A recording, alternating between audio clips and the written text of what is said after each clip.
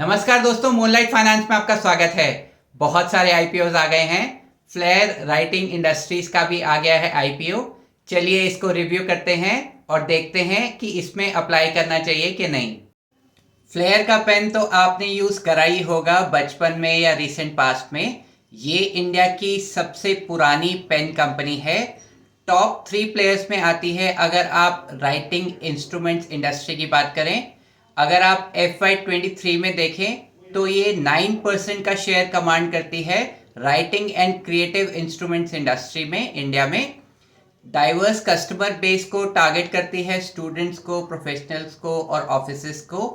Pen और writing instruments के अलावा भी काफ़ी सारी रेंज ऑफ प्रोडक्ट्स हैं हाउसवेयर प्रोडक्ट्स में, जैसे bottles, storage containers, casseroles, serving solutions, cleaning solutions and paper and basket बिन।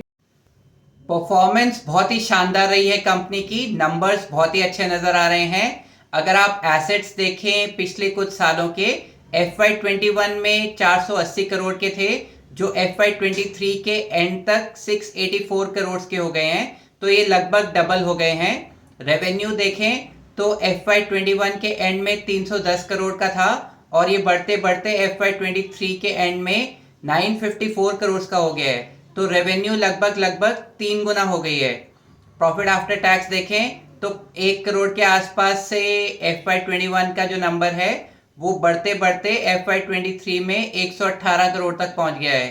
तो नंबर्स जो रीसेंट पास्ट के हैं, जो पिछले कुछ सालों के नंबर्स हैं, वो बहुत ही शानदार नजर आ रहे हैं। आईपीओ के कुछ बेसिक डिटेल्स जान लेते हैं। 22 नवंबर से 24 नवंबर तक खुलेगा। प्राइस बैंड है 288 से 304। हमें कट ऑफ प्राइस यानी 304 पे ही अप्लाई करना होता है। इशू का टोटल साइज 593 करोड़ का है। इसमें से फ्रेश इशू 292 करोड़ का है और ओएफएस का कंपोनेंट भी है जो 301 करोड़ का है। मतलब 301 करोड़ रुपए जाएंगे प्रमोटर्स की जेब में। लिस्टिंग होगी NSE और BSE दोनों में। ऑब्जेक्ट्स ऑफ द इशू देखें तो जो 292 करोड़ रुपए कंपनी में जा रहे हैं, उसमें कंपनी एक नई manufacturing unit district Valsad Gujarat में सेटअप करना चाहती है। इसकी जो फंडिंग कैपिटल रिक्वायरमेंट्स हैं इस कंपनी की और इसकी सब्सिडरीज की, उसको फुलफिल करना चाहती हैं। कुछ बोरोइंग्स जो है इस कंपनी की और इसकी सब्सिडरीज की, उसको कम करना चाहती है और जनरल कॉर्पोरेट पर्पसेस के लिए यूज करना चाहती है। वैल्यूएशंस पे नजर मारें तो वैल्यूएशंस रीजनेबल हैं, ज्यादा नहीं लग रही हैं। PE 24.01 का है। मार्केट कैप 3204 करोड़ का है। ROE का नंबर शानदार नजर आ रहा है 31.17%। ROCE का नंबर भी काफी बेहतरीन है 31.24%।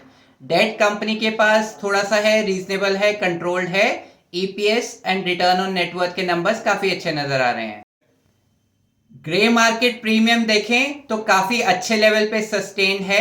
ग्रे मार्केट प्रीमियम 20% का है, तो इससे इस कंपनी की लिस्टिंग में 15 से 20% की लिस्टिंग गेन की उम्मीद है।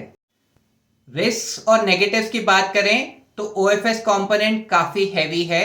अगर आप टोटल इशू का साइज देखें तो उसमें 50% से ज्यादा तो OFS का कंपोनेंट है। अगर प्राइस में कुछ वेरिएशन होता है रॉ मटेरियल के या प्रोक्योरमेंट में कुछ डिस्ट्रप्शन आती है तो कंपनी के बिजनेस को एडवर्सली इम्पैक्ट कर सकता है। कैपिटल इंटेंसिव बिजनेस है। कंपनी को लगातार मैन्युफैक्चरिंग के लिए नए प्लांट्स लगाने पड़ते हैं। टेक्नोलॉजी जैसे चेंज हो रही है, तो मैं पहले चेक साइन करने के लिए एटलीस्ट पेन यूज़ करता था, अब उसकी भी ज़रूरत नहीं पड़ती है। तो मुझे याद नहीं पड़ रहा अभी कि मैंने लास्ट पेन कब यूज़ किया था। कंपनी के पास कंपटीशन बहुत है, ऑर्गेनाइज सेगमेंट से भी, नए कंपनी से भी और अनऑर्गेनाइज सेगमेंट से भी। इससे पहले मेरे व्यू पे आए, अगर आप चैनल में नए हैं तो चैनल को सब्सक्राइब कर लीजिए, वीडियो को लाइक कर दीजिए, शेयर कमेंट कर दीजिए।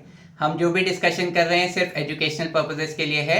अगर आप इस IPO में बेट करना चाहते हैं, अपने एडवाइजर से कंसल्ट कर लीजिएगा और अपना ड्यू डिलिजेंस कर लीजिएगा।